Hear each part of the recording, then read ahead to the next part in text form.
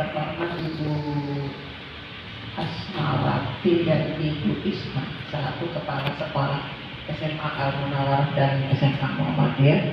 Ibu Bapak Mandala, sebetulnya di setiap proses pembelajaran banyak sekali permasalahan. Pertanyaannya adalah, sudahkah kita mengidentifikasi permasalahan?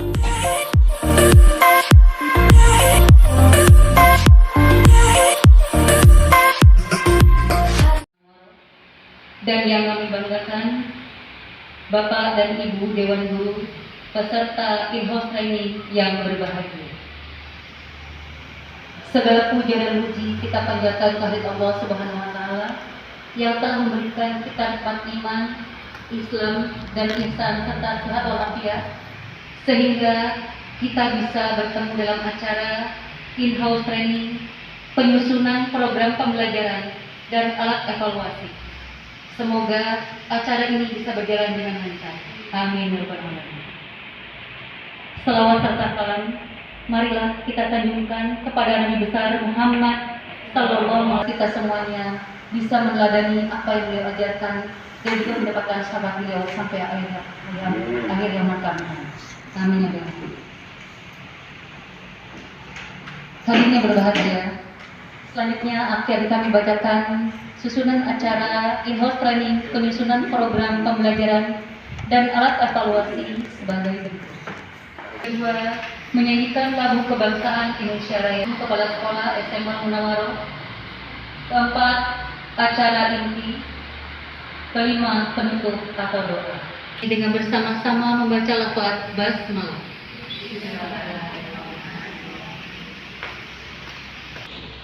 Hiduplah Indonesia Raya.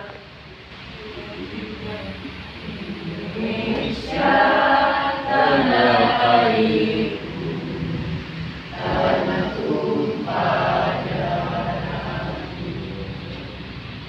Di sanalah aku berdiri, jadi pandu hidup. Indonesia kebangsaanku, bangsa dan tanah airku.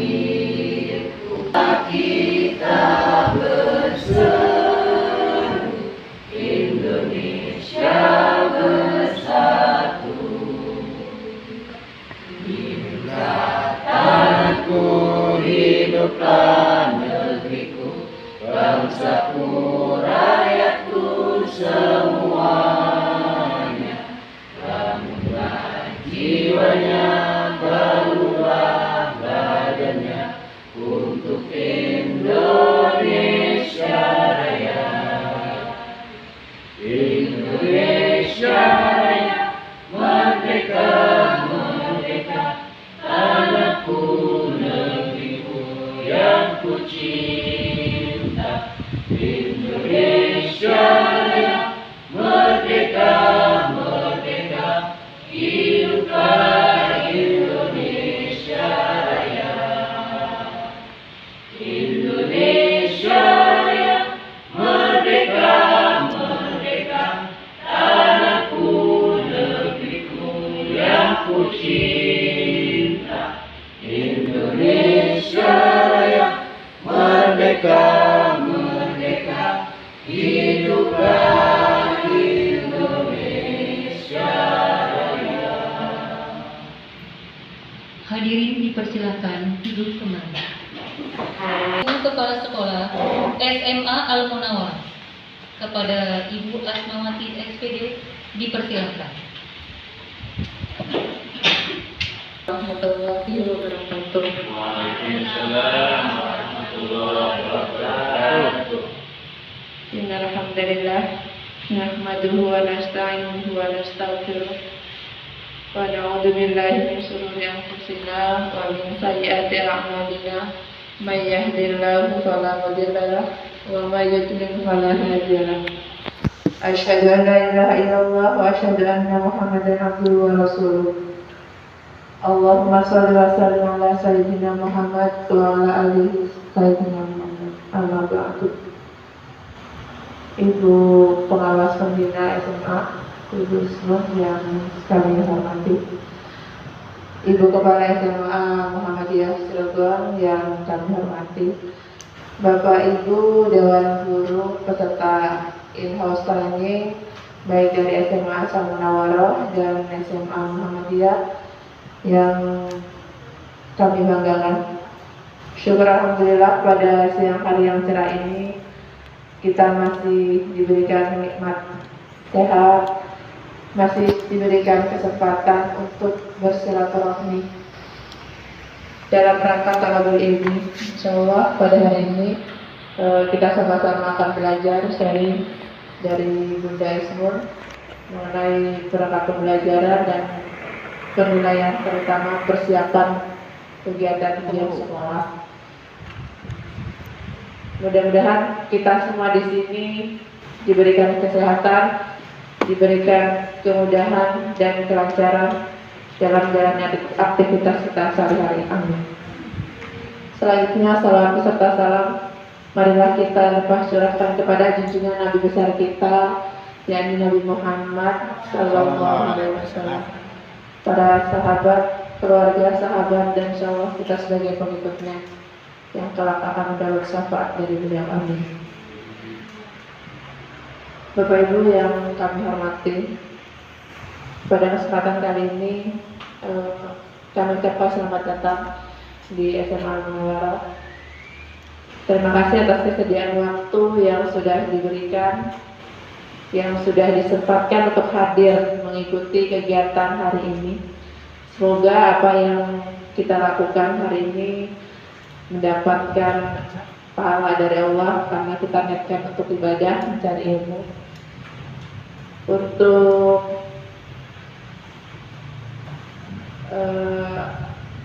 dari Dewan Guru SMA Muhammadiyah, kami ucapkan juga terima kasih kehadirannya dan selamat datang di SMA Munawaroh. Kemudian kami mohon maaf atas segala kekurangan, baik itu dari tempat pelayanan dan lain sebagainya. Mudah-mudahan tujuan kita di sini akan mendapat ilmu dan akan mendapatkan berkah dari Allah Subhanahu wa Ta'ala. Yang selanjutnya kami juga mohon maaf dari Bapak Ibu Dewan Guru di sini ada beberapa yang tidak bisa mengikuti dikarenakan rata-rata sakit ini juga ya. Tadi banyak izin yang sakit, kita doakan semoga kita semua diberikan kesehatan, dan yang lagi sakit mudah-mudahan Allah angkat penyakitnya. Amin. Amin. Ya Rabbal Alamin. Tidak banyak yang akan saya sampaikan, hanya itu ya, mudah-mudahan dari apa yang kita dapatkan hari ini, kegiatan IHT hari ini dapat bermanfaat dan bisa kita aplikasikan ke sekolah kita masing-masing, dan kita bisa mempersiapkan semuanya untuk kebaikan dan kemajuan anak didik kita. Mungkin itu saja yang bisa saya sampaikan, kurang lebihnya mohon maaf. Terima kasih. Billahi taufiq wal hidayah. Assalamualaikum warahmatullahi wabarakatuh.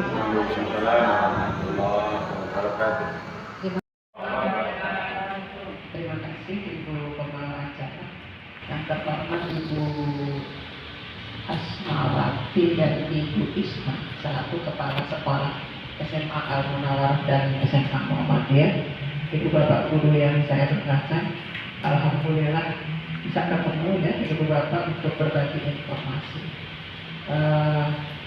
Kenapa sengaja saya minta untuk gabung dari kedua sekolah itu, karena yang pertama untuk memanfaatkan waktu, mengefektifkan waktu sehingga waktu-waktu yang lain bisa digunakan. Kemudian yang kedua juga supaya rame. Kalau hanya SMA Al Munawaroh saja atau SMA Muhammadiyah saja yang jumlah gurunya mohon maaf kurang rame rasanya kalau hanya satu sekolah saja. Sebab ini nanti harapan saya bisa berkelompok, bermata pelajaran, dan ini nanti langsung praktek, tapi rupanya Bapak Ibu nggak bawa laptop. Oh ada, bawa, ya nggak apa-apa. Artinya harapan saya sih bisa langsung, jadi nanti bertahap, apa namanya, kegiatan ini, karena kalau langsung sekaligus saya sampaikan kepada Ibu, Bapak, semua materi ini, nanti pusing kepala, ya kan? Karena ini seharusnya memang sudah kita kuasai, tapi ini kita ngecas lagi, mengingatkan kembali, gitu ya. Terus juga supaya kita mulai mengikuti konsep paradigma baru yang digulirkan sekarang ini oleh Kementerian tentang konsep Merdeka Belajar. Bagaimana nih konsep Merdeka Belajar nanti? Kemudian guru harus bagaimana, peserta didiknya harus bagaimana, itu nanti kita coba sedikit demi sedikit sambil kita integrasikan ke dalam proses pembelajaran dan penilaian. Lalu bagaimana bentuk pembelajarannya, apakah harus konvensional selalu, kemudian kondisi anak SMA Muhammadiyah dan kondisi anak SMA Al-Munawarroh itu model gaya belajarnya seperti apa. Nah itu kan juga menentukan gitu Ibu Bapak. Jadi mohon maaf kalau nanti ini pada hari ini mungkin hanya apa namanya ya, tidak bisa semuanya, karena kalau semuanya jujur saja Bapak, di sini guru harus tahu gaya belajar peserta didik itu seperti apa. Ibu Bapak pernah nggak merasakan lagi asik-asik ngajar, lagi asik-asik menerangkan, tahu-tahu anak ada aja yang iseng ketok-ketok meja lah. Ada kan? Pernah merasakan? Kemudian ada anak yang melukis, ada anak yang iseng nyanyi-nyanyi. Pernah merasakan seperti itu? Sangat sering ya. Itu karena gaya belajar anak. Nah di sini kita sebagai guru, kalau mau pakai yang profesional mahal biayanya. Psikolog, kita menggunakan psikolog mahal. Kalau nggak salah satu anak itu 150.000. Sayang kan duitnya. Nah ada guru BK, SMA Al-Munawarroh punya guru BK? Punya. Kalaupun tidak ada, wakasa kesiswaan kan ada ya. Muhammadiyah juga wakasa kesiswaan kan juga ada ya. Nah itu nanti dibuat saja instrumennya itu meliputi isinya satu. Setelah masuk ke SMA Al-Munawarroh atau SMA Muhammadiyah, setelah lulus mau melanjutkan atau tidak, itu satu. Yang kedua, kalau mau melanjutkannya kemana? Ada universitas, ada sekolah tinggi, ada politeknik, itu kan semua perguruan tinggi. Nah, jadi tidak harus universitas. Ada yang negeri ataupun ada yang swasta. Tuh.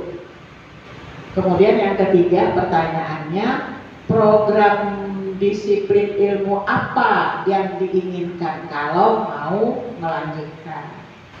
Kemudian yang keempat, kalau tidak melanjutkan, mau bekerja atau mau berwira swasta. Pakai itu aja, pakai checklist pilihan.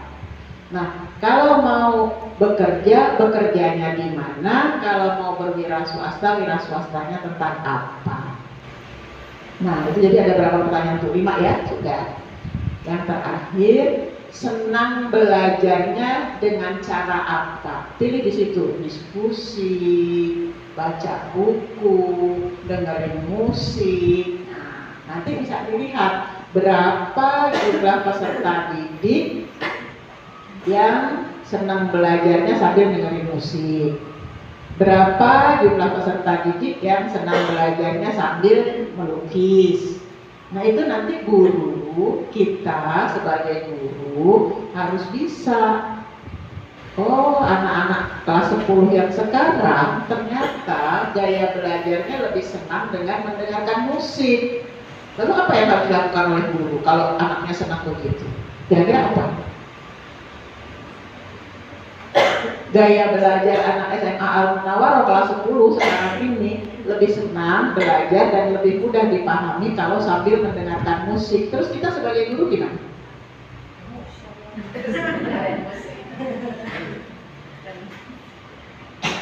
Kalau seperti itu berarti sesekali atau beberapa kali kita ngajak anak-anak sambil belajar sambil mendengarkan musik satu. Yang kedua, bagaimana cara menghafal dengan mengubah lirik lagu. Kan ada tuh lirik lagu yang disenangi anak-anak itu. Nah itu kita ubah dengan konsep-konsep yang ada di dalam disiplin ilmu dari mata pelajaran kita. Itu nanti anak akan senang. Nah, dari situ dia akan mudah memahami. Dari situ dia akhirnya nanti lirik lagu apapun dia bisa ubah dengan konsep-konsep ilmu pengetahuan yang ada. Gitu. Ibu, Bapak mungkin pernah menonton YouTube X Factor, Indonesian Idol. Di sana ada peserta dari Pandeglang yang mengubah liriknya Ariel ke lagu anak-anak. Nah, sekarang ini ibu bapak kita jangan tabu ya dengan melihat tentunya YouTube yang kita lihat yang bermanfaat untuk kita. Nah itu macam-macam itu di sana. Lagu Ariel dirubah dengan lagu anak-anak, lagu Ariel dirubah dengan macam-macam. Nah di sana kita bisa manfaatkan itu. Gitu. Itu kalau anak-anak senangnya mendengarkan musik. Lalu bagaimana kalau anak-anak senangnya melukis? Nah, ibu bapak bisa meminta anak untuk membuat peta konsep, kan lukisan. Jadi apa yang ada di hati anak-anak itu tersalurkan.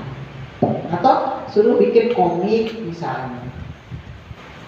Suruh bikin, atau ada anak yang senangnya bercerita. Nah, dia suruh membuat cerita pelajaran hari ini tentang apa saja. Dia cerita itu, dan nanti kalau sudah dibukukan.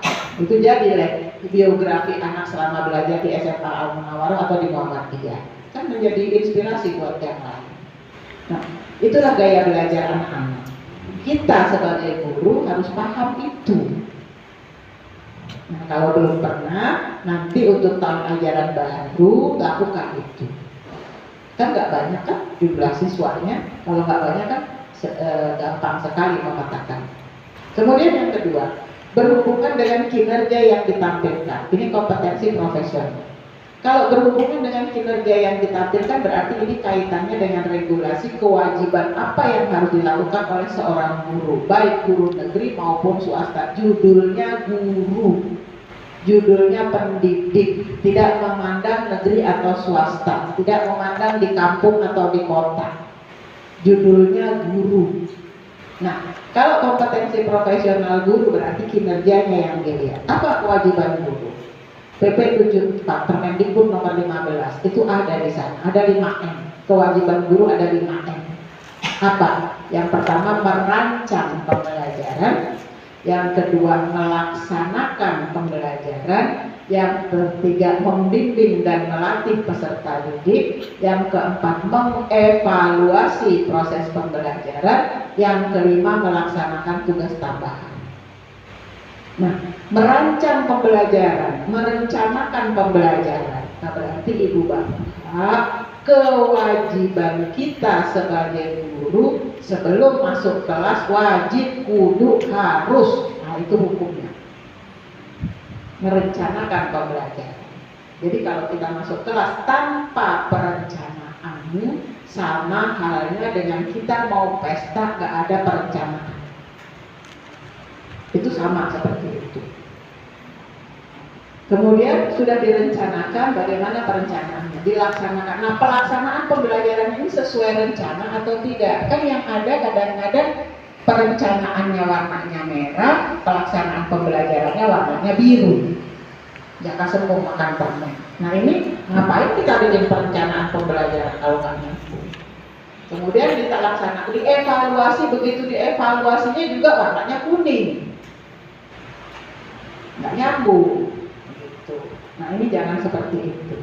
Kemudian yang terakhir, melaksanakan tugas tambahan. Ibu bapak kalau ditugasi di sekolah menjadi wali kelas, nah itu sudah kewajibannya. Ditugasi menjadi pembina ekstrakurikuler, itu namanya tugas tambahan, melaksanakan tugas tambahan. Ditugasi menjadi wakil kepala sekolah, itu juga sudah mendapatkan tugas tambahan. Ini ada 5M itu tadi. Itu kewajiban guru apapun itu. Gitu. Kalau guru BK bukan melaksanakan pembelajaran, tapi melaksanakan bimbingan, merencanakan bimbingan. Itu bedanya. Nah, kalau kompetensi pedagogik dan kompetensi profesional ini bisa diukur dengan alat ukur yang ada, instrumen. Kalau kepribadian dari sosial ini hasil observasi yang dilakukan oleh kepala sekolah. Nah ini ibu bapak, kompetensi-kompetensi yang ada untuk kompetensi guru, kepribadian, berarti bagaimana nih pribadinya, stabil enggak, berwibawa enggak. Kita meminta anak untuk datang tepat waktu, tapi kadang-kadang kitanya terlambat. Kita meminta anak untuk rajin, kreatif, tapi kitanya ngajarnya gitu-gitu aja, model pembelajarannya tidak berkembang, tidak berubah. Nah itu kompetensi kepribadiannya belum stabil. Kita meminta anak untuk melaksanakan protokol kesehatan misalnya. Ternyata kita kadang-kadang juga kayak saya nih sekarang, kalau saya pakai masker pengap, nggak bisa ngomong.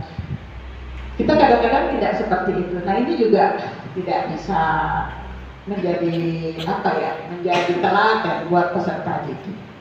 Nah ini yang sangat sulit karena kompetensi kepribadian guru ini kalau dilihat sangat subjektif sekali, sifat manusiawi di situ ada. Kemudian kompetensi sosial, guru sebagai bagian dari masyarakat untuk berkomunikasi dan bergaul secara efektif. Ibu bapak, kalau di kampung yang namanya guru itu sangat dihormati, betul nggak?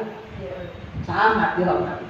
Sampai saat ini saya di kampung saya di Cilegon di Barokah itu, masyarakat selalu mengenalnya Bu Guru. Kalau ada apa-apa tanya dulu deh sama Bu Guru. Jadi seolah-olah kita ini menjadi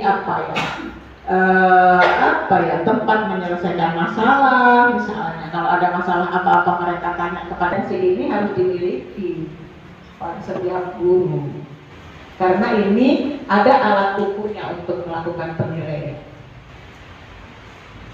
Apa saja kompetensi profesional? Ini ibu bapak, menguasai materi pelajaran, menghubungkan mata pelajaran yang diampu dengan kehidupan sehari-hari, menghubungkan konsep mata pelajaran yang diampu dengan informasi-informasi terkini, informasi-informasi yang update, ada nggak relevansinya, gitu.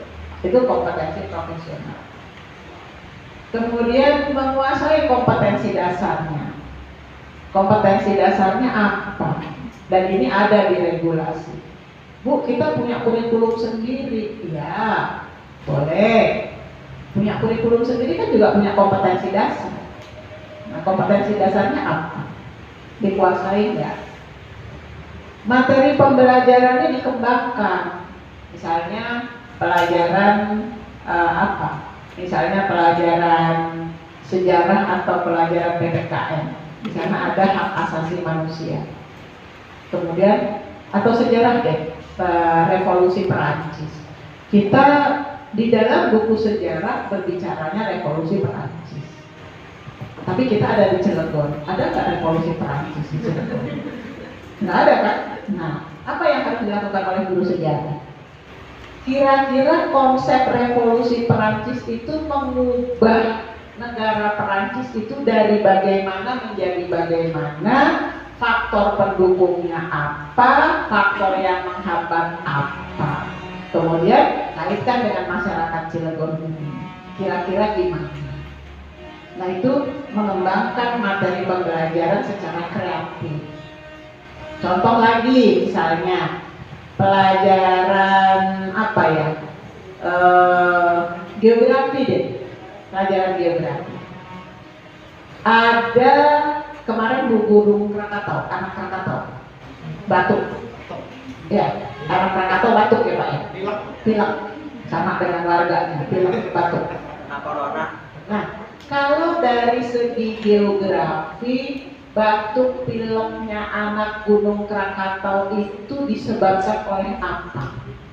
Kan dari segi geografi itu. Berarti ada tenaga endogen di situ. Tenaga endogen kaitan dengan pelajaran fisika. Tenaga endogen itu tenaga yang berasal dari dalam bumi. Kalau menghasilkan gelombang 5,7 skala Richter, kira-kira berapa energinya? Itu pelajaran fisika. Kalau pelajaran geografinya, tenaga endogen menghasilkan gempa. Itu pelajaran geografinya. Nah, sudah belum kita mengaitkan ke sana. Sehingga pada saat kita berbicara Gunung Krakatau batuk, pelajaran geografinya tenaga endogen yang dibahas, pelajaran fisikanya energi mekanik dari bumi yang dibahas, pelajaran bahasa Indonesianya bercerita laporan observasi tentang anak gunung Krakatau yang erupsi. Materinya cuma satu, anak gunung Krakatau batuk pilek. Tapi yang membahas dari banyak mata pelajaran. Nah, itu kita harus sampai ke sana membahas. Jadi jangan geografi ya udah berbicara tenaga endogen saja, tidak dikaitkan dengan yang lain. Pelajaran fisika hanya berbicara energi mekanik saja, tidak berbicara yang lain. Pelajaran bahasa Indonesia laporan observasi, tetapi temanya tidak mengambil itu, sehingga anak pikirannya terpecah-pecah. Itu tidak, kalau bisa sekarang tidak lagi seperti itu, karena zaman sekarang anak-anak itu harus bisa menyelesaikan masalah dalam kondisi apapun. Itu ya, Bu Bapak. Mengembangkan keprofesian secara berkelanjutan dengan melakukan tindakan reflektif. Pertanyaannya adalah, sebetulnya di setiap proses pembelajaran banyak sekali permasalahan. Pertanyaannya adalah, sudahkah kita mengidentifikasi permasalahan itu? Dan kadang-kadang, ya udahlah, yang penting gua udah ngajar. Ya udahlah, yang penting gua udah menyelesaikan tugas. Ya udahlah, yang penting gua sudah melaksanakan proses pembelajaran, karyanya udah tersampaikan. Masalah tercapai atau tidak kadang-kadang belum kita pikirkan. Nah, ini seyogyanya tidak terjadi. Kemudian yang selanjutnya, memanfaatkan teknologi informasi dan komunikasi untuk mengembangkan diri. Ibu bapak mau tidak mau, suka tidak suka, dengan kondisi yang sekarang ini, kondisi pandemi sekarang ini menuntut kita untuk menguasai teknologi. Mau tidak mau, suka tidak suka, wajib. Bu, tapi kan anak SMA Muhammadiyah, anak SMA Al-Munawwarah nggak semuanya pada punya HP. Anaknya nggak apa-apa, nggak punya HP. Gurunya ya boyo melek teknologi. Bu, saya nggak punya HP yang ada Androidnya, nggak apa-apa, di sekolah kan ada komputer. Di sekolah ada kan punya komputer kan? Al-Munawwarah punya, Muhammadiyah punya. Kita manfaatkan itu. Bu, saya bisanya internetan kalau di sekolah. Ya sudah, di sekolah lah lakukan itu. Ibu bapak, maaf ya, saya menyampaikan, sedapat mungkin kita kontraknya untuk mengajar di satu sekolah ini jangan jam. Kalau kontrak jam, ibu bapak ngajar di SMA Al-Munawwarah dari jam ke-3 sampai jam ke-5, maka ibu bapak akan datang ke jam ke-3, begitu jam ke-5 selesai pulang. Gitu kan? Gitu kan? Iya. Terus kalau ada tugas ibu bapak menyelesaikan untuk merancang pembelajaran, untuk menyusun alat evaluasi, kapan bikinnya? Dibawa pulang ke rumah. Ya kalau dikerjain. Di rumah ketemu suami, ketemu anak, ketemu istri, bawa pekerjaan dari sekolah ke rumah, sampai rumah nggak dikerjain, bawa lagi ke sekolah. Bawa aja terus, gitu kan? Makanya saya sarankan jangan kontrak jam, kontraknya hari. Ibu bapak yang mau mengajar di SMA Muhammadiyah atau di SMA Al-Munawwarah, mau mengajar di SMA Muhammadiyah atau di SMA Al-Munawwarah, 1 hari. Saya Ismun mau ngajar di SMA Al-Munawwarah, dikasih jatahnya hari itu 3 jam, ya nggak apa-apa, tapi harus 1 hari. Anak datang jam 7, pulang jam 12, ya Ismun di situ dari jam 7 sampai jam 12. Walaupun hanya mengajar 3 jam. Loh Bu, sisa yang lain ngapain? Sisa yang lain, ibu bapak bisa merancang pembelajaran di sekolah buat besok. Bisa mengevaluasi proses pembelajaran hari ini. Misalnya ngajarnya dari jam ketiga sampai jam keempat, dari jam pertama kedua kan masih ada waktu tuh untuk merancang pembelajaran yang ketiga. Nanti jam kelima kan masih ada waktu tuh, jam keempat kan selesai mengajarnya. Jam kelimanya bisa mengevaluasi. Sehingga lepas dari SMA Al-Munawwarah atau SMA Muhammadiyah tidak membawa beban. Gitu. Bu, tapi kan saya ngajar juga Bu jam ke-6 di SMA 2KS misalnya. Perjalanan dari sini ke SMA 2KS berapa menit? Udah dipikir belum? Kalau di sini jam ke-4, kemudian ngajar di SMA 2KS jam ke-6, perjalanan dari sini ke sana berapa menit?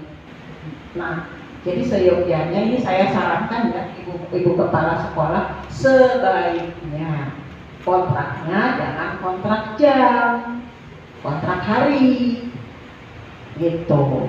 Toh sama saja kan, ibu bapak hari Selasa, Ismun hari Selasa ngajar di Muhammadiyah. Jadwal Ismun mengajar di Muhammadiyah hari Selasa, ya sudah hari Selasa. Kurikulum akan repot kalau jam pertama kedua ngajar di Muhammadiyah, jam keempat kelima ngajar di Munawwarah. Perjalanan dari Muhammadiyah ke Munawwarah kan butuh waktu. Ya, namanya manusia, kita nggak tahu naasnya bagaimana kan? Kan lebih baik kita menjaga keselamatan daripada keburu-buru akhirnya ngebut. Kan? Belum kalau ketemu macet. Akhirnya sampai sini ngos-ngosan, terlambat. Akhirnya masuk kelas ngos-ngosan. Akhirnya melaksanakan pembelajarannya tidak maksimal. Kan seperti itu. Nah, ini saya menyarankan untuk mulai berpikir ke kompetensi profesional. Mulai berpikir ke sana. Untuk SMA Al-Munawwarah dan SMA Muhammadiyah. Monggo, manfaatkan waktu seefektif mungkin sehingga kinerja kita bisa diukur. Nggak bawa pekerjaan ke rumah, dari rumah belum masak ngurusin suami, belum lagi diajak ke mall istrinya, belum lagi diajak jalan sama anaknya, gitu kan? Nah, ini saya hanya menyarankan saja. Itu kompetensi profesional. Kemudian kalau kompetensi pedagogik ini berkaitan dengan pemahaman kita tentang pendidikan, pemahaman kita tentang proses pembelajaran, teori belajar, kurikulum yang terjadi sekarang. Nah, ibu bapak sekarang harus mulai memahami apa itu konsep merdeka belajar. Tentang merdeka belajar, akhirnya ngajar nggak pakai perencanaan. Tentang merdeka belajar ya udah, yang penting gue udah ngajar. Nggak ada target capaiannya, seperti itu. Mentang-mentang merdeka belajar, akhirnya ya udahlah, pokoknya kan merdeka belajar. Kapan aja saya melakukan penilaian, nggak seperti itu. Jadi ada aturannya. Bagaimana membangun komunikasi dengan peserta didik, bagaimana mengetahui gaya belajar peserta didik yang tadi saya sampaikan, itu adalah menguasai karakteristik peserta didik. Bagaimana membangun, oh ini ternyata anak ini senangnya melukis. Nah itu kita juga harus paham. Nah ini ibu bapak, dua kompetensi ini, kompetensi profesional dan kompetensi pedagogik ini yang harus ibu bapak kuasai, yang harus ibu bapak laksanakan apabila predikat sebagai guru masih melekat dalam diri kita. Predikat kita sebagai guru masih melekat dalam diri kita. Nah, itu harus kita kuasai. Ibu bapak yang hadir di sini masih muda-muda, masih panjang perjalanannya. Silakan berkreativitas, berinovasi, memotivasi diri untuk meningkatkan kualitas sehingga kinerja kita bisa terukur, kinerja kita bisa menghasilkan dan bermanfaat serta bermakna untuk anak-anak kita. Betul Ibu Bapak. Nah, kaitannya dengan kinerja guru, kaitannya dengan kompetensi guru, ada beberapa buku yang harus Ibu Bapak kuasai. Ada buku 1, buku 2, buku 3, buku 4. Ini yang dikatakan sebagai buku kerja guru. Sekarang saya mau bertanya kepada Ibu Bapak yang hadir. Dari buku 1, di sana isinya, buku 1 itu isinya ada analisis SKL, ada analisis KIKD, ada silabus, ada RPP, ada KKN. Mana yang belum dimiliki? Analisis SKL, analisis KIKD. Ya, oke. Terus apa lagi? Apa lagi? Dari buku 1 dulu, buku 1 dulu. Terbaca kan? Terbaca nggak? Terbaca kan? Ya. Dari buku 1 dulu. Oke, kalau sudah, sekolah, buku 2. Ada kode etik guru di sana, ada ikrar guru, ada tata tertib, ada pembiasaan, ada kalender pendidikan, ada alokasi waktu, ada program tahunan, ada program semester. Mana yang belum punya sekolah?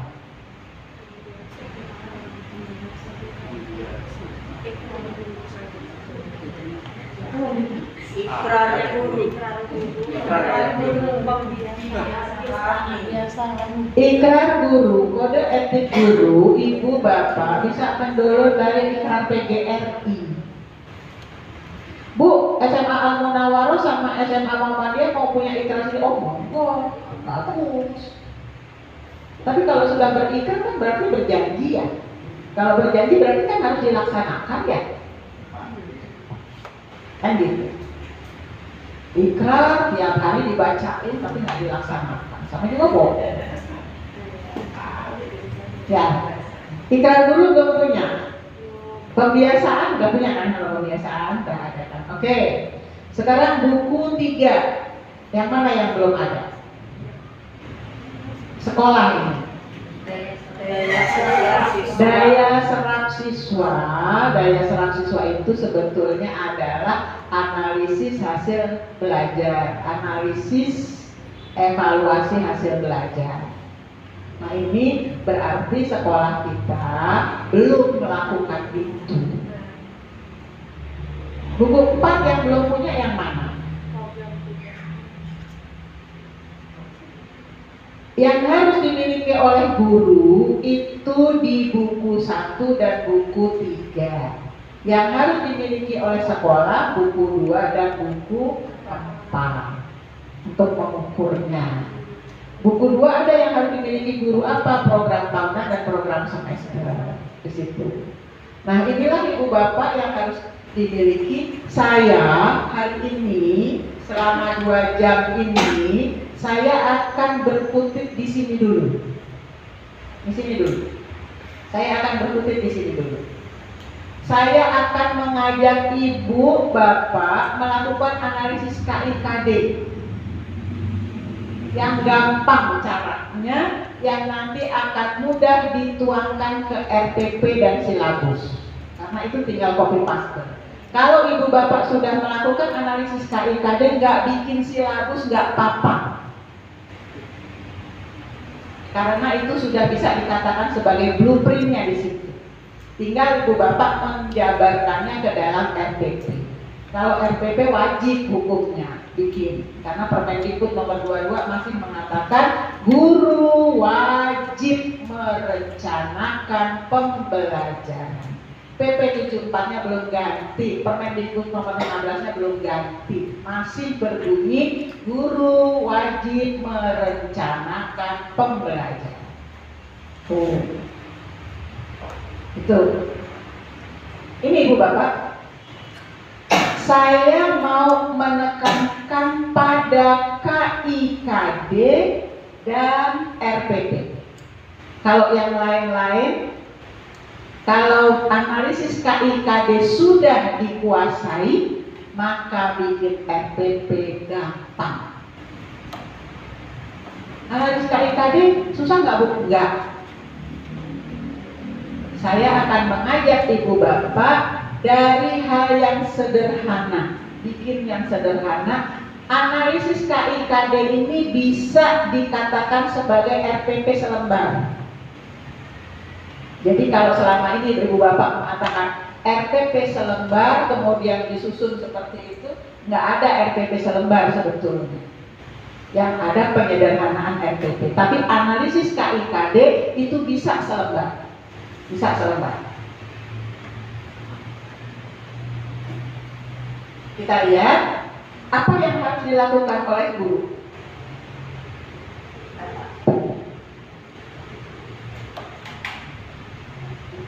Apa yang harus dilakukan oleh guru? Ibu Bapak, yang harus dilakukan oleh guru ini, berangkatnya dari sini, dari analisis KD. KD ada di mana? KD ada di Permendikbud. Ibu Bapak mau pakai Permendikbud yang 37 yang lengkap boleh. Ibu dalam kondisi sekarang ini. Ibu Bapak mau pakai KIKD dalam kondisi khusus boleh. Ada kan KIKD dalam kondisi khusus yang disederhanakan? Ibu Bapak mau pakai KIKD yang sesuai dengan surat edaran Menteri Dirjen? Boleh. Ada lagi soalnya. Kemudian Ibu Bapak mau pakai KIKD yang dijabarkan sendiri oleh sekolah? Boleh. Monggo, mau pakai yang mana? Tetapi semuanya itu harus dilakukan analisis KD. Nah, kenapa ini silabus saya beri garis putus-putus? Ibu Bapak, kalau ini sudah dilakukan, tidak melakukan ini nggak apa-apa. Bu, saya nggak melakukan analisis KD, maka silabusnya wajib. Tapi kalau silabus belum menyeluruh seperti analisis KD, monggo. Bu, dari analisis KD langsung ke RPP boleh. Nanti kita lihat.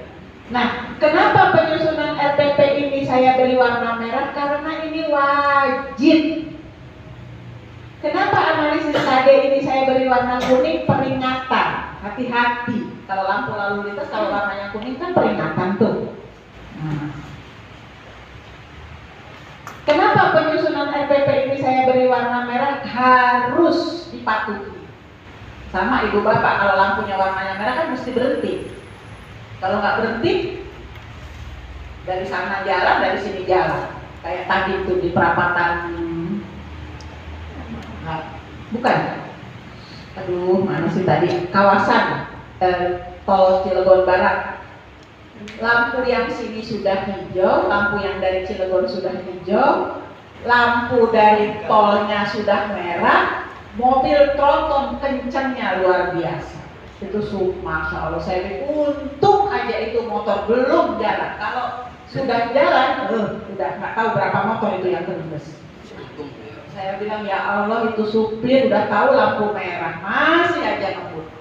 Jadi dia ngejar kayaknya tuh supaya tidak ke bagian merah, dia kencang. Padahal harusnya kan kalau udah kuning kan bukannya di gas, tapi kan harusnya di rem. Ini malah di gas, ya udahlah. Untung aja, hampir tadi hampir. Ya Allah, saya udah deg-degan lagi.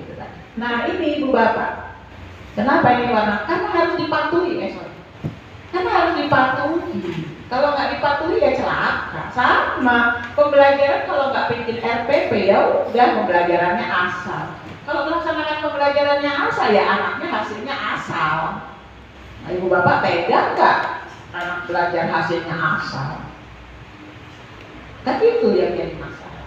Nah ini Kalau penyusunan RPP, ada sistematika RPP-nya. Sistematika RPP yang sederhana itu mencakup tujuan, langkah, asesmen. Sudah, cuma 3 ini. Kalau dulu kan macet tuh ada 13 komponen. Kalau sekarang ada 3 cuma. Ada tujuan, ada langkah, ada asesmen. Tujuan pembelajaran berbasis KD. Di dalam tujuan pembelajaran ini ada KD pengetahuan, ada KD keterampilan, ada sikap yang akan dikuatkan. Itu. Di dalam tujuan pembelajaran itu mencerminkan proses pembelajaran. Di dalam tujuan pembelajaran itu mencerminkan hasil yang hendak dicapai. Ada 5 hal berarti. 1. Pengetahuan, 2. Keterampilan, 3. Sikap, 4. Proses, 5. Hasil. Itu tujuan pembelajaran. Harus mencakup itu. Berbasis KD, karena yang diusung dalam proses pembelajaran adalah KD. Yang diusung, yang dilaksanakan, yang tidak dicapai dalam proses pembelajaran itu adalah KD. Nah, kemudian di langkah pembelajaran ini mencerminkan kegiatan yang dilakukan dari tujuan pembelajaran itu. Kegiatannya ngapain aja di sana? Ada kegiatan pendahuluan. Kegiatan pendahuluan ini meliputi bagaimana kita menciptakan suasana belajar, bagaimana nanti proses pembelajarannya akan dilaksanakan gitu. Nah ini. Kemudian di kegiatan inti dan kegiatan penutup. Ibu Bapak, untuk penilaiannya jangan lupa harus menilai 3 aspek ini. Dan penilaiannya harus komprehensif, soal-soalnya harus bernalar. Ini yang harus dilakukan. Kalau Ibu Bapak sudah melakukan ini, ya yakin deh, untuk pembelajaran pasti meningkat. Ini tidak perlu. Contoh misalnya fisika. Kebetulan saya punya saya menguasainya di bidang fisika. Ini contohnya. Nah, untuk menerapkan kata kerja dari KD menerapkan, sebelum dia bisa menerapkan berarti kan dia ada beberapa tangga yang harus ditempuh. Sebelum dia bisa menerapkan berarti dia bisa menentukan dulu apa sih itu vektor gitu. Kemudian dia bisa menggambarkan, kemudian dia bisa menggunakan, kemudian dia bisa menghitung. Kalau sudah menerapkan berarti dia menggunakan dan menghitung, itu sudah menerapkan. Nah ini IPK-nya, ini keterampilannya merancang percobaan. Sebelum dia bisa merancang berarti kan dia mengamati dulu kehidupan sehari-hari seperti apa. Kemudian dia merencanakan, kemudian dia menyusun percobaan itu. Nah ini keterampilannya. Ibu Bapak, kalau pembelajaran dan penilaian dikorelasikan dengan IPK, pada saat IPK-nya ini, pada saat yang tidak dicapai ini, maka kegiatannya anak-anak kita ajak browsing, kita ajak berkunjung ke perpustakaan, kita ajak dia baca buku. Jadi jangan IPK-nya menjelaskan pengertian, besaran, kaitan, nggak usah. Dia bisa baca. Dia bisa baca dia begitu. Jadi untuk SMA nggak usah lagi. Tujuan pembelajarannya menjelaskan pengertian, besar nggak usah. Kemudian ujiannya, ulangannya, apakah yang dimaksud besaran vektor, nggak usah. Itu pertanyaan anak SMP. Kalau begitu proses pembelajarannya gimana? Nah, ini kan yang jadi masalah. Proses pembelajarannya kita gali informasi dengan mengajak anak untuk berkunjung ke perpustakaan. Bawa buku perpustakaan yang berkaitan dengan pelajaran fisika, ajak anak-anak untuk baca buku, suruh bikin rangkuman. Kalau kita mengetahui gaya belajar anak lebih senang melukis, anak-anak suruh bikin peta konsep. Dia akan tersalurkan. Kalau anak-anak senang belajarnya sambil musik, dia suruh mengubah lirik lagunya dengan konsep tekstual. Membangun potensi anak seperti itu. Ibu bapak pasti nggak menyangka mereka pasti bisa. Yakin. Anak-anak biasanya ide-idenya bagus-bagus, kreativitasnya bagus-bagus. Biasanya seperti itu anak. Nah ini ibu bapak. Jadi kita tidak lagi anak-anak yang dimaksud dengan besaran vektor adalah lambangnya begini, cara melukis nggak usah. Anak SMA sudah. Bu, tapi anak Munawaroh sama anak Muhammadiyah harus dibimbing ya. Kalau kondisinya seperti itu, maka ibu bapak tidak lagi menerangkan. Ajak anaknya, coba dibaca bukunya, paragraf 1 berbicara tentang apa di situ. Bu, itu kan pelajaran bahasa Indonesia. Semua mata pelajaran wajib kudu harus mengedepankan kompetensi literasi. Bukan hanya tanggung jawab guru bahasa Indonesia saja. Kalau hanya tanggung jawab guru bahasa Indonesia saja, maka dia akan capek pada saat membaca soal bahasa Indonesia. Kalau saya kan, tapi kalau dia sudah terbiasa diajak belajar membaca mata pelajaran apapun, maka dia sudah terbiasa untuk membaca naskah. Gitu. Paragraf 1 apa isi pikiran utamanya? Bu, itu kan guru bahasa Indonesia yang mesti nerangin. Ya sudah, nggak apa-apa. Sekarang nggak usah diterangkan cara mencari pokok bahasan, cara mencari pikiran utama, bukan tugas kita. Tapi tanya aja. Coba yang ada pokok utamanya apa di paragraf 1? Besaran vektor yang sini bicara. Oke, coba dilihat definisi besaran vektor seperti apa. Suruh cari di situ di buku. Anak yang lain suruh cari. Ini, oke. Sekarang coba digambarkan besaran vektor seperti apa. Anak suruh gambar. Mana yang disebut dengan titik tangkap vektor, mana yang disebut dengan nilai vektor, mana yang disebut dengan arah vektor. Anak yang suruh tunjuk. Kita sudah menguasai itu, sehingga pada saat anak tidak bisa, kita bisa membimbing itu. Itu cara mengajar. Jadi gurunya nggak capek. Apalagi kalau muridnya sedikit, wah sangat enak sekali. Kemudian yang kedua, di PK-nya menggambarkan penjumlahan vektor menggunakan berbagai metode dalam melukiskan. Nah, di sini peranan guru baru. Metode yang tahu metode kan guru, ya kan? Nah, baru deh. Nah, cara melukis vektor penjumlahan seperti ini. Kasih tahu cara. Diajarin Bu, anak SMA Al Munawaroh aja belum megang penggaris aja nggak bisa Bu. Ya, kalau sudah begitu kita harus legowo. Jangan salahkan dia pada saat belajar di SMP, jangan salahkan guru SMP, jangan. Sekarang dia ada di SMA Al Munawaroh, mau tidak mau, suka tidak suka, tugas kita untuk membimbing itu sampai dia bisa. Jangan salahkan guru SD, jangan salahkan guru SMP. Sekarang dia ada di sini. Itu yang harus kita pikirkan. Gitu. Bu, anak pegang penggaris aja nggak? Ya udah ajarin gitu. Bu, tapi kan yang harusnya 2 jam pelajaran jadi 5 jam pelajaran, nggak apa-apa. Loh, kita jangan menyamakan kondisi anak kita dengan kondisi anak SMA 1 Serang dengan kondisi anak SMA 8 Jakarta. Jangan. Itu kondisi anak kita seperti ini ya, kita sebagai guru harus gimana sampai dia bisa, kan gitu. Ibu punya anak dengan kondisi yang seperti ini, ada anak tetangga yang udah pintar, ibu membandingkan anak ibu dengan anak tetangga, mau? Nggak boleh, dosa kita. Nah, ini yang kadang-kadang belum disadari oleh kita. Kita menuntut anak untuk bisa, tapi kita nggak membimbing mereka untuk bisa. Nah, kan gitu. Anak SMA Munawaroh baca aja belum bisa. Ya sekarang anak kita itu, ayo dibimbing. Gimana caranya bisa baca?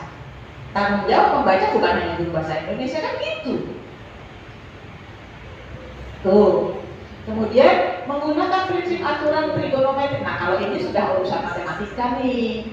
Ibu bapak guru fisika jangan cuma belajar fisika toh, tapi kerjasama dengan guru mata pelajaran yang lain. Ini yang namanya kolaborasi.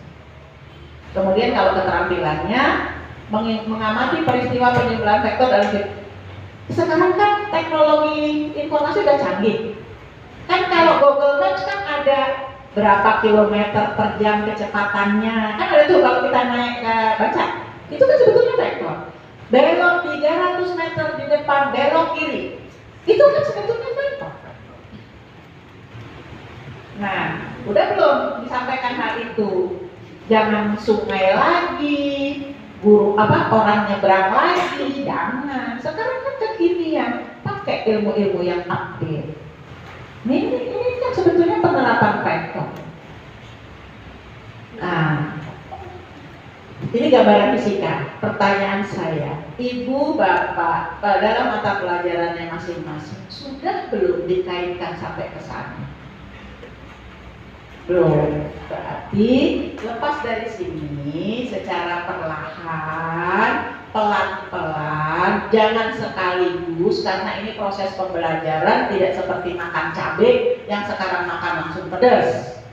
Enggak seperti itu. Ini proses. Ibu bapak sekarang lagi semangat nih, baru dapat informasi dari Bu Ismun, semangat. 2 minggu kemudian anaknya ngajak ke mall, lupa. Enggak kan? Makanya saya bilang pelan-pelan, karena ini proses. Ibu bapak, Bu susah amat sih Bu bikin seperti ini, proses, perlu pembiasaan.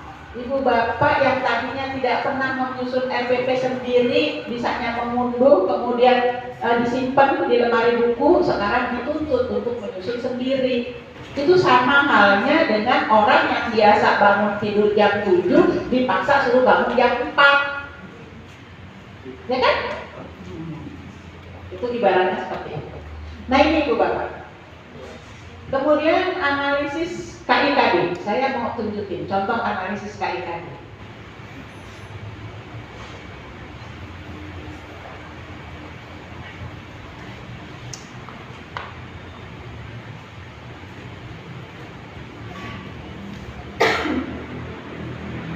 Terbaca nggak?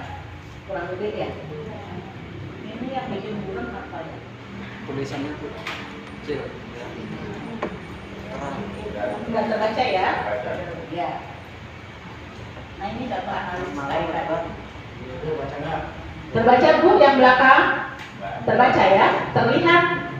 Terlihat Bu, tapi tidak terbaca. Terlihat tapi terbaca. Terbaca tapi tidak terlihat. Terbaca tapi tidak terlihat, itu pakai ilmu kebatinan. Ibu bapak, ini contoh ini. Ini analisis KIKD. Ibu bapak, ini kalau ibu bapak mau gunakan ini untuk pembelajaran, ini sudah bisa dipakai. Kalau mau dikatakan RPP selembar, ya ini RPP selembar. Cuma ini tujuan pertemuannya belum saya tulis. Mau dibikin berapa kali pertemuan, misalnya 2 kali pertemuan, nanti kita bahas. Ibu bapak, ini kita ambil dari Permendikbud, KD pengetahuan dan KD keterampilan kita ambil dari Permendikbud, dari KD yang sudah ada. Diapain? Copy paste, dikutip. Kalau yang namanya dikutip berarti tidak boleh ditambah, tidak boleh dikurangi, kan gitu ya?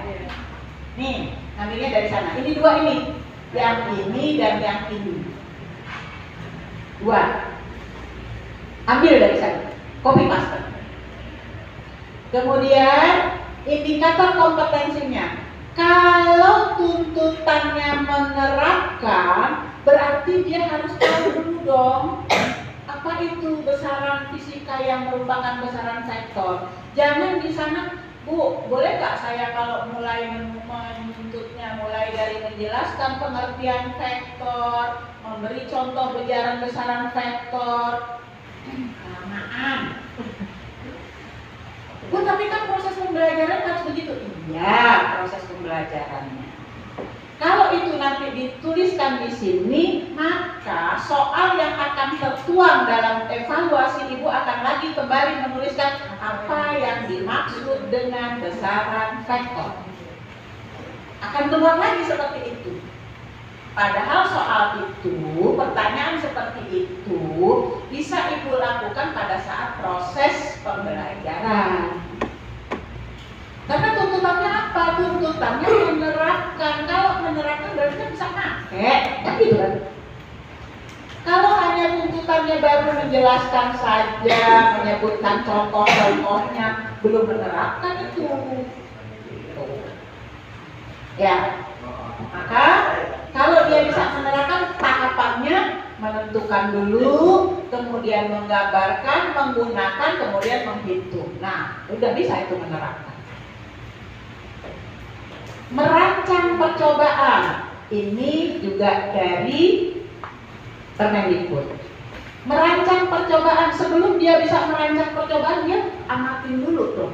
Peristiwa penjumlahan vektor dalam kehidupan sehari-hari ada nggak sih?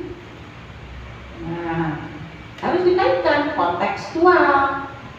Kalau udah, dia suruh mikir, kira-kira mau bikin percobaan apa ya yang berhubungan dengan kaitan kehidupan sehari-hari.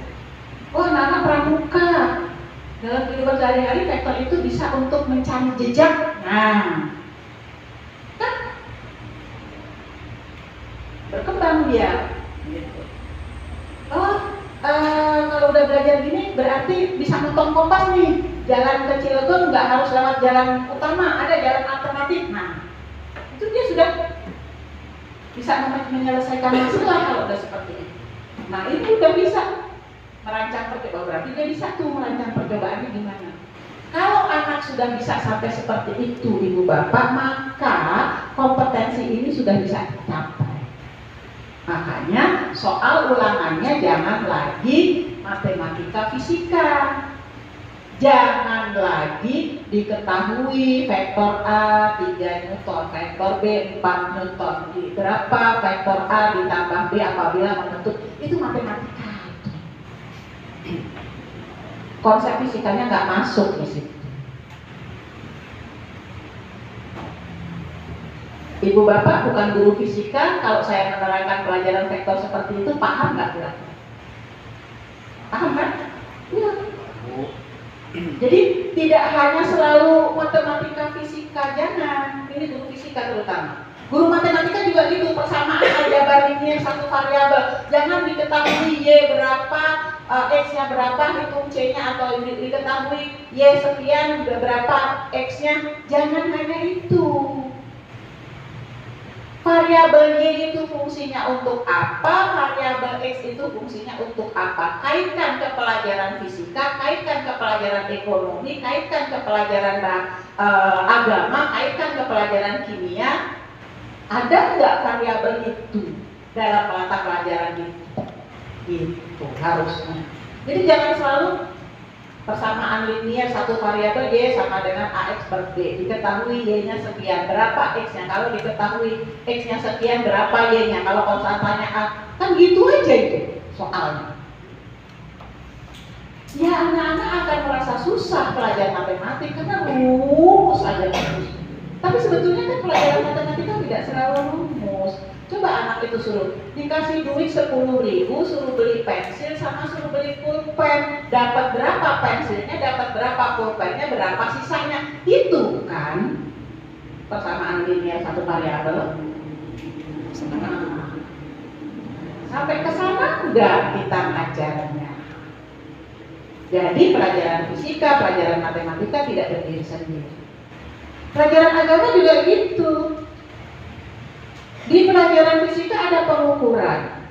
Di pelajaran matematika ada cara menghitung luas volume, isi. Di pelajaran agama ada kejujuran. Ada kan? Di dalam Al-Quran kan ada itu. Nah, kaitkan itu.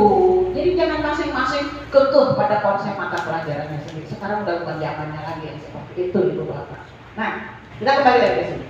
Tujuan pembelajaran Ibu Bapak tadi mencakup 5 ya. Saya tunjukin yang pertama. Yang pertama ini. Ini yang pertama.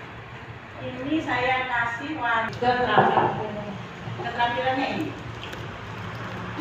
Oh ini yang pertamanya nggak sampai sini. Ini enggak. Ini yang pertamanya sampai sini yang kuning. Yang kedua apa? Keterampilan ya? Ya, keterampilan.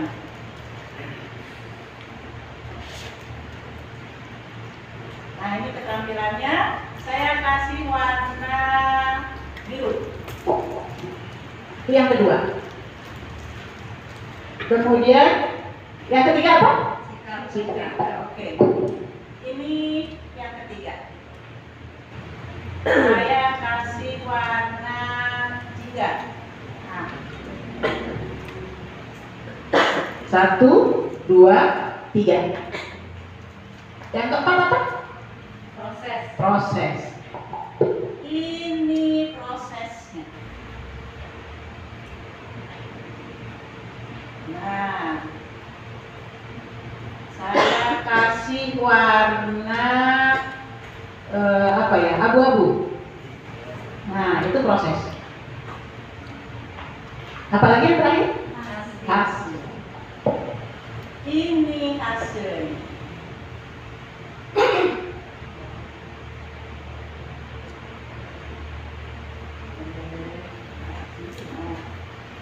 Ini hasilnya. Saya kasih warna merah. 5 kan? Nomor 1 pengetahuan ambilnya dari mana? Dari KD. Persis kalimatnya. Kita nggak usah bikin lagi. Copy paste. Nomor 2 ngambilnya dari mana? Dari KD juga. Copy paste. Yang ketiga, dari KD ini dan KD ini sikap apa yang mau dimunculkan? Bukan dimunculkan, dikuatkan. Karena merancang percobaan berarti dia membangun rasa ingin tahu. Karena merancang percobaan berarti membangun rasa tanggung jawab. Karena menerapkan prinsip maka dia harus punya rasa teliti, sikap teliti. Nah ini udah 3 aja, nggak usah banyak-banyak. Tapi bukan berarti sikap yang lain tidak dikuatkan, diutamakan yang berkaitan dengan tadi. Lalu prosesnya gimana? Melalui diskusi, boleh nggak Bu? Boleh. Melalui ceramah, boleh nggak Bu? Boleh. Itu proses. Bu, mau kunjungan ke museum, melalui kegiatan kunjungan ke museum pelajaran sejarah, boleh nggak Bu? Boleh. Gitu. Hasilnya mana? Ya peserta didik diminta apa? Peserta didik dapat ngapain? Peserta didik mampu apa? Itu hasil. Nah, Bu, kan kalau tujuan pembelajaran ada ABCD, audience, behavior, condition, belief. Oke, audiensnya mana? Peserta didik. Itu audience. Behaviornya mana? Warna kuning dan warna biru. Conditionnya mana? Abu-abu. Kan kondisinya. Degree-nya mana? Ya mampu apa, dapat apa, bisa apa. Nah itu degree. Sudah tercakup semua di sini. Jadi ibu bapak tidak perlu lagi merancang kalimat. Setelah proses pembelajaran ini diharapkan, tolong hilangkan kata diharapkan, PHP. Loh, kalau diharapkan tidak tercapai nggak apa-apa dong. Ya namanya kan berharap. Diharapkan peserta didik mampu. Ya udah cuma diharapkan doang, nggak mampu ya nggak apa-apa.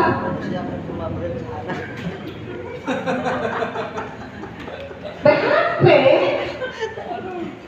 Senang amat ngasih PHP sama anak. Janganlah. Kasihan anaknya kalau di PHP. Ibu bapak juga nggak mau kan di PHP-in? Jangan, kasihan. PHP itu. Khawatir nggak tercapai nanti dosa. Kalau tidak tercapai, kalau bapak ibu punya perasaan dosa, alhamdulillah, berarti ibu bapak merasa punya utang, yang namanya utang harus dibayar. Sekarang kalau belum dilaksanakan, belum dicapai, anak sudah dinyatakan lulus, ayo masih punya utang. Kapan mau bayarnya? Ditagih, mau masuk surga nggak jadi anak. Dulu waktu ngajar belum selesai tuh tugasnya. Balik lagi nggak jadi masuk surga. Kan gitu. Berat ya Bu. Ya, itu ya. Tujuan pertemuan ibu bapak, tujuan pembelajaran ini bisa dicapai beberapa kali pertemuan tergantung kondisi KD-nya. Bu, bisa nggak satu kali pertemuan? Oh bisa, kalau anaknya luar biasa. Bu, kondisi SMA Al Munawwarah yang seharusnya 2 pertemuan jadi 5 pertemuan, nggak apa-apa. Yang penting anaknya bisa. Kata kuncinya anaknya mampu bisa. Itu kata kuncinya.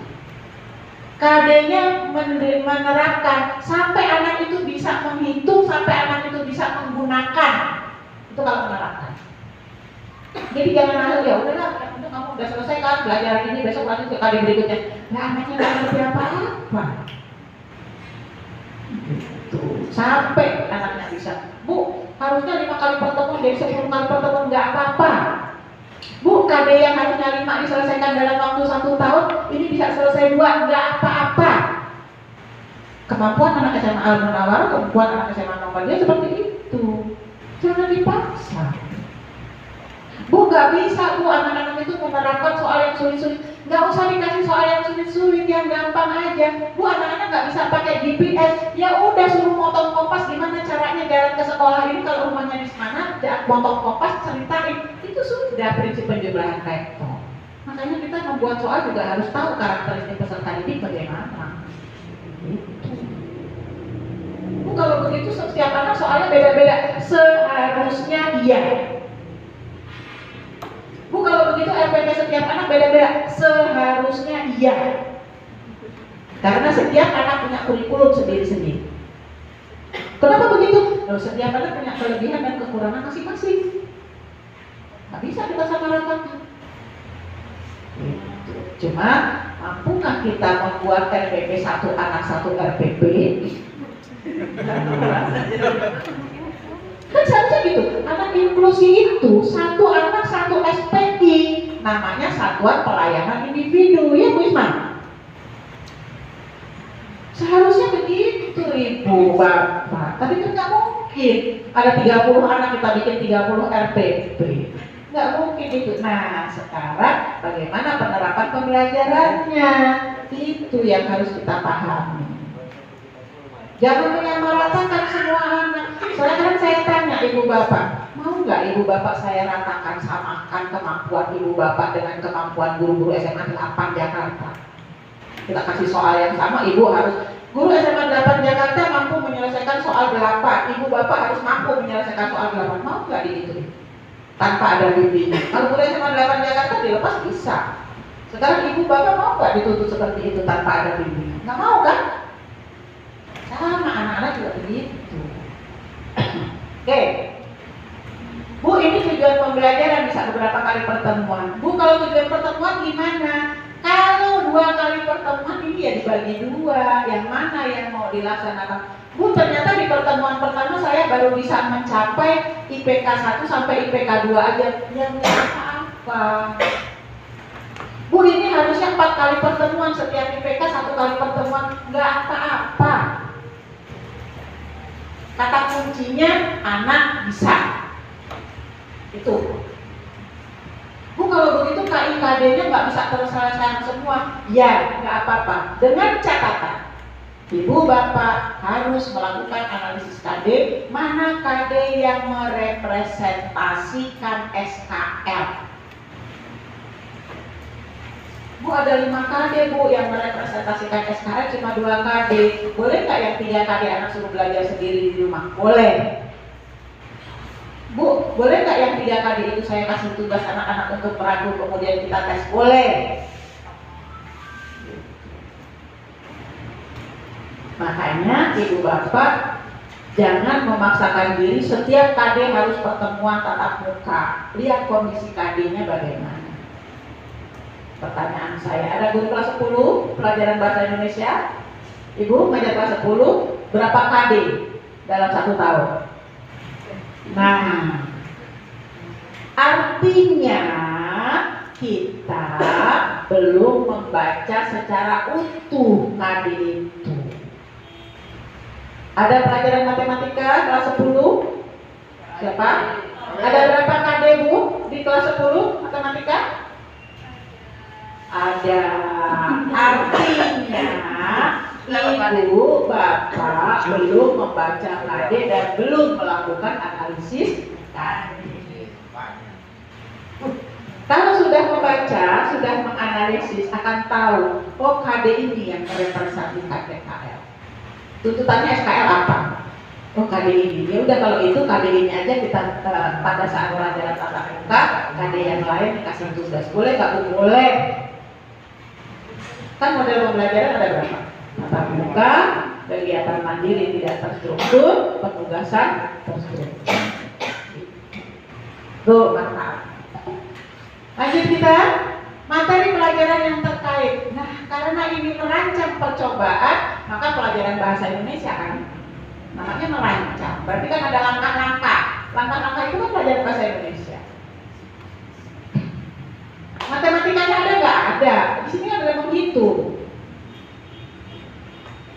Tuh, kegiatan pembelajaran yang dilakukan apa? Saya pengen ngajak anak untuk baca buku, suruh browsing. Bu, anak-anak kan nggak punya HP yang ada Androidnya, ya udah nggak apa-apa aja kalian komputer. Sekolah kan memfasilitasi itu. Ajak mereka untuk buka internet. Sekolah kan tiap hari juga tiap bulan juga bayar internet. Buat apa internetnya nggak dipakai cuma buat main game doang? Nah ini. Kemudian anak diajak observasi kehidupan sehari-hari di rumah yang berkaitan dengan pelajaran vektor. Apa sih? Apa coba? Kemudian diajak untuk melukis, diskusi menghitung besar perpindahan, diskusi untuk merancang perjalanan. Pertanyaan saya, apakah dalam kondisi seperti ini, kegiatan pembelajaran yang dilakukan seperti ini, kira-kira anaknya duduk diam di kelas enggak? Enggak kan? Enggak. Aktif, belajar di luar. Anak akan senang, tidak bosan, tidak di ruangan terus, dia akan keluar, cari informasi dan sebagainya. Nah, inilah model pembelajaran yang sekarang diminta, dia mengamati dengan kehidupan sehari-hari. Gitu. Kemudian penilaian yang dilaksanakan, karena di sini merancang percobaan, berarti dia nanti harus mempresentasikan. Karena pengetahuan di sini menerapkan, maka nanti ada tes tertulis. Dan refleksinya manfaat vektor dalam kehidupan sehari-hari apa sekarang? Sekarang, kekinian, kontekstualnya, GPS. Jadi anak, oh ternyata pelajaran vektor itu tidak cuma kalau nyebrang sungai aja. Kan guru fisika dari tahun ke tahun perahu menyeberangi sungai, kan gitu tuh. Itu aja selama dari tahun 1960 sampai 2000 itu aja terus. Apal sungainya dulu enggak getek. Getek. Sungainya udah berapa? Sampai sungainya banjir juga masih itu aja. Ini harus dikondisikan dengan kehidupan saya sekarang, ya. Jadi, nah itu Ibu Bapak. Kalau ini Ibu gunakan untuk mengajar di kelas, bisa nggak? Boleh, boleh. Boleh, ini sudah menggambarkan semua. Tinggal Ibu Bapak mengembangkan. Bu, kalau dilanjutkan ke RPP gimana? Saya punya contohnya. Tapi bukan pelajaran fisika. Nggak apa-apa, saya tunjukkan saja contohnya, bukan pelajaran fisika. Pada saat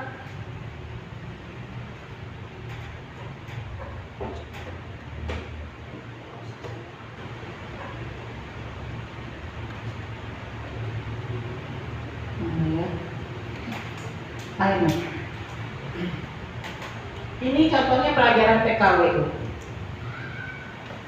Nah, terbaca, Ibu Bapak. Baik, itu yang bisa saya sampaikan Ibu Bapak. Terima kasih atas perhatiannya. Karena sudah sore juga, saya harus pulang ke Serang. Dan mudah-mudahan pertemuan kita membawa manfaat. Karena paling tidak untuk diri kita sendiri, sehingga peningkatan kualitas pembelajarannya lebih meningkat lagi. Ya, saya minta tolong kepada Ibu Bapak, mohon jangan stuck. Harus selalu berupaya berubah, menerima pembaharuan. Jangan tabu terhadap pembaharuan. Yang kedua, jangan pelit informasi. Harus mau berbagi informasi. Yang ketiga, Ibu Bapak kalau mau berbagi, mengadakan IHT, tidak harus memanggil saya. Memanggil guru yang pernah ikut IHT, yang pernah ikut pelatihan, nggak apa-apa.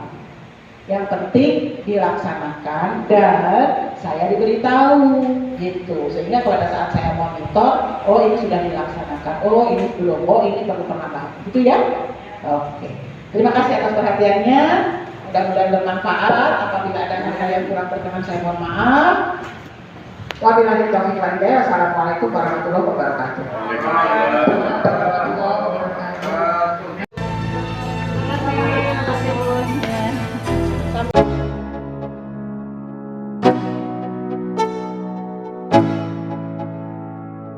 Let's go. Yo, I'm like an addict, do I gotta have it. I ain't even playing, got a really bad habit. If it moves, gotta grab it, fuse like a magnet. Lose, won't have it till I'm doomed in a casket. I ain't playing, got a weird mind. If you work 8 hours, I'ma work 9. If the shoot tastes sour, you should taste mine. I'ma stay in power for a long time. Get up, nah, I ain't a quitter. Toss me the ball, I'm a really big hitter. Big picture, I'm a straight killer. Rising the song to the highest bidder. Got juice, got gas, I'ma move fast. New shoes, new tracks, like who's that? I'm new, come back, better than last. Yeah, it's a new me, never gonna look back. I'm never gonna look back. Cause damn, I was built to last. You move slow and I move fast, and that's facts. Only I can make a change. Slowly take a step today. I will never be the same. Cause that's what it takes.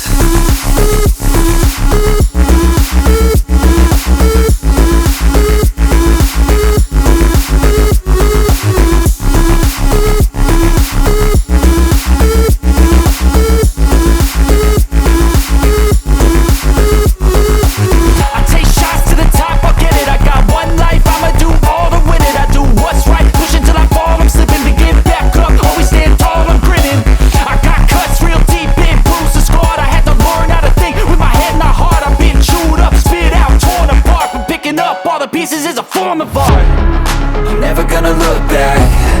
Cause damn, I was built to last. You move slow and I move fast, and that's facts.